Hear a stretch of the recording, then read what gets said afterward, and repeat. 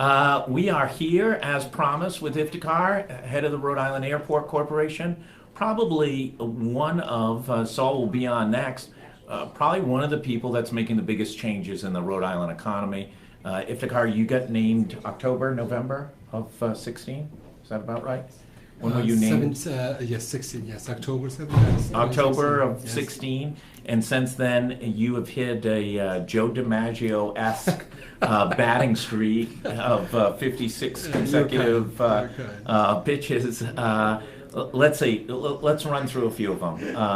I'm going to go with the big one, Norwegian, where you can now fly direct to Europe, which I had the pleasure of doing about 10 days ago. And I love hearing about it. Yeah. Well, first of all, we have a tremendous team, and so as part of that team, we have had a lot of success. We have Frontier now. Yeah. So Norwegian is doing eight international locations. And so is Frontier is doing 8 domestic now. They just came in. They're starting on August 14. Allegiant is doing 3. Yeah. They're going to start in September. And then OneJet, which is a business jet that's going to go to Pittsburgh. Yeah. So high-end traveling at pretty reasonable prices. So let's start internationally. Yeah. We get to the airport. We leave our house at 4 o'clock. We're Yes. through. Yes. We travel to Green. We're through security, check our bags, and we're done in less than an hour. I mean, it's just a remarkably different international travel experience. Yes. Functionally no stress versus traveling to Logan, which on the best of days is rolling the dice in Vegas as to what is going to happen to you on Route 93. I think that you got to ditch the tunnel. Yeah. And we gotta go to Rhode Island International PBD. I think that's the way to go. When do we rename it Rhode Island International? When do we rename it Green International? Like, let's stick a flag on the ground. I think it's up to the community. We're starting the petition now. Should be Green You're starting to do International it right Airport. now. Yep, we're on to it. So what was one of the most amazing things is we're checking in at Norwegian's desk, and you look up and you see 3 flights that day Yes. going to different Yes. European cities. Yeah, I can see the airfield from my office, and sometimes they're lined up. TACVs coming. There are 3 planes with Norwegian, and I mean it's really nice to see the business, and it just makes you feel good about your state. Yeah. Makes you feel good about your community, and we all communities aspire to be great and more more prosperous. But this business is connecting. It's Silk Roads in the sky, and we're connecting to the outer world in a way that would be beneficial in terms of economic development. Yeah, I mean, it obviously has a huge effect on the tourism, Yeah. both ways. Yes. Irish folks coming over, Northern Ireland, Norwegians, but maybe the bigger potential in the long term is business travel. Yes. So if you can get to, I mean, the Acela to New York is over $100 each way. If you buy with any level of planning on Norwegian, you could be in Dublin for about the same. Yes. Yeah, so Yes. that's a game. I mean, just a Yes. completely different game. It is, and it also, so it's tourism side. We're going to be able to fill our hotels and restaurants and other businesses. We'll see more services coming their way. But entrepreneurs like you, and there's no better one That's than, right. than you and Kate. Go local Dublin. I think we're going to see people like you coming our way more often than they were before, and it's just it's human nature. When you're connected to in a way like we are connected right now, I think we will see good economic impact on our region. Now, Frontier, the first 2 cities got rave reviews. Those were Denver and Orlando. But these next 6 really Yes. shook people up because they're great business cities, as good as Denver Miami is. and, Yeah, that's right. Tampa. Yeah. We got Charlotte. Yeah. And we have Raleigh-Durham, Yeah. and we have New Orleans. I Yeah. think these are, Yeah. and and they're building up. All these airlines are building. Now, I up. heard that for Frontier flying to Denver, huge market Yes, for Amica yes. Insurance. Yes. So, like they were, In United, Yeah. United Foods, I think that we would be able to help with making these businesses grow. And I think sometimes, just presence through connectivity in the discussions. right. And we're making ourselves available now. Yeah, That's- yeah, that's, it's great. So a total, you went from 17 to 30. 17 to 33. Yeah. And so hopefully we'll get to double soon. Yeah. So that we have doubled the connectivity with domestic and international. How many passengers? So at the height of Chief Green, what was it, 4 million a month? We were at the height of TF Green. We were about 5.9. Oh, was it really? million Got up to passengers. almost 6 million. Yeah. And where are we right now? We're at 3.6 last year, so Yeah. we're trying to build back up. Yeah. And And we got down to under 2, I think. We're at 3.6 is only enplanement versus Yeah. passengers. 3.6 million passengers, which is Yeah. both ways. Yeah. So, which is to apples, which Yeah. would be 5.8, 5.9 Gotcha. when we were at the height. Yeah. Yes. And where can we go? What can we get to? What is the infrastructure of that? Yeah. Building, parking? Yes, I think that we're planning a new FIS facility as Yeah. we speak, so we can accommodate more business from on the international side as the connectivity grows and the frequency grows. Same destinations more often. And then then you got to provide the rest of the facilities with it. If it's security checkpoint, or if it is what we call the inline EDS system, how your baggage goes from outside to inside, inside to outside, and gates, more gates. I think that gates are going away like hot potatoes right now at TF Green. So I think the biggest thing that the passenger cares the most about, especially those leaving Rhode Island, early in the morning, is the number of Dunkin' Donuts that are located in that airport. Because if you've got a 6 or 7 o'clock, 8 o'clock flight, the line at that Dunkin' Donuts is longer than your security line. Yeah, I did not know that before coming to Rhode Island. Yes. I think in our next master plan, Yeah. we need to accommodate more Dunkin' Donuts. Yeah, maybe an Alley's donut Yes. as well.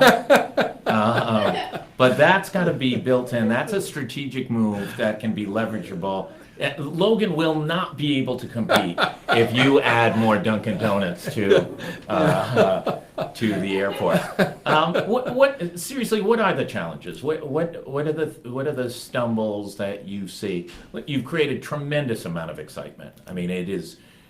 People love TF Green. Once it got rebuilt by Governor Bruce Sunland in the mid '90s, I mean, it has been something that's been a bit of a game changer versus the old airport. There is a lot of work that has been completed. Yeah. It's just becoming the airport authority that it is, the building the terminal, and then all what it took to build this new runway, which will be completed August 15th.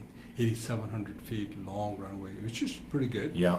And I think that we would be able to have these heavier aircrafts. Could you double in size? From what it was, last year. Yeah. I think that there is a possibility, but we're shooting Within the for- existing terminal? with the existing terminal, with some changes on the gate side and international arrival. I think we could, because we've seen this business before, except that last time there was more frequency, there was more traffic because the aircrafts were smaller. Smaller aircrafts have left the market. Yeah. It's only bigger aircraft. So this time you may not see as much traffic, even if we got to 2005. Yeah, because we had US Air that was. There was a lot of airlines, so there was a lot of redundancy in our service. And the load factors then, if you had, or on a 100-seater, if you had 58, 59, 60 people, you could break even. Nowadays, that's not the case. Yeah, that's not the case. That's not the case. Norwegian obviously creates a lot of excitement. Do you have hopes and prayers for additional European destinations? Well, Do you want to break some news here today? No, actually, we are eyeing some other cities with them. There are discussions. I think are they pleased? They are absolutely. They're pleased. They're pleased with the numbers, and they're pleased with the support that the community in Rhode Island has provided them, and they're very impressed. They keep talking about it, how hospitable Rhode Island has been to Norwegian, if it's the governor or if it's our senator, Senator Reed, and our board and our legislature, leaders on both sides and speaker. I think this is very important. We've gotten to know them all pretty well as well, right? And our Norwegian folks know all of these folks. Yeah, no, it's great. Which is great, right? Yeah, this absolutely. is a wonderful thing about Rhode Island. I love it. I absolutely love it. It really give you a lot of credit for being able to transform this. I think from what folks are trying to do in the state, whether how successful we are in all our economic development activities, the world has gotten, to Tom Friedmanize this, the world is flat, and you've got to be able to compete anywhere and take advantage of opportunities. And if you cannot get there, it makes it a very, very difficult. We have a site out in Portland, Oregon. On Fridays, I fly back often when I'm out there, and it takes 4.5 to 5 hours, depending on the tailwind, to get into Boston, grab my bag, jump in the car, which is always a little bit of a barrier, and then sometimes it's 3 hours to drive 60 miles from Logan. So it took me 5 hours to go 30-something 100 miles. We have decided to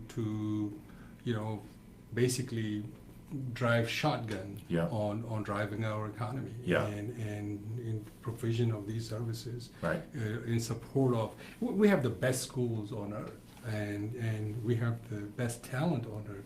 I think connection is important, and I think we will see that with the economic development that comes with it. If it's $631 per passenger, $977 out of the pocket as these passengers are coming. I'm sure you spend a lot of good American dollars in Dublin. Yeah, we made our contribution to the Irish economy while we were there. Although I will say this, I was shocked in comparison to a London, a Rome, a Paris, how much cheaper Dublin was than those cities are. London, as you know, is just excruciatingly painful to buy an ice cream cone. How can an ice cream cone de facto cost $10? And in Dublin, I thought actually the purchasing was, about the same as buying in the U.S. So, maybe a little bit more expensive, but if you had dinner, it was, it was $100. $99 to get there. Yeah, it can't be beat. $79 to go to Martinique. Yeah. Or Guadeloupe.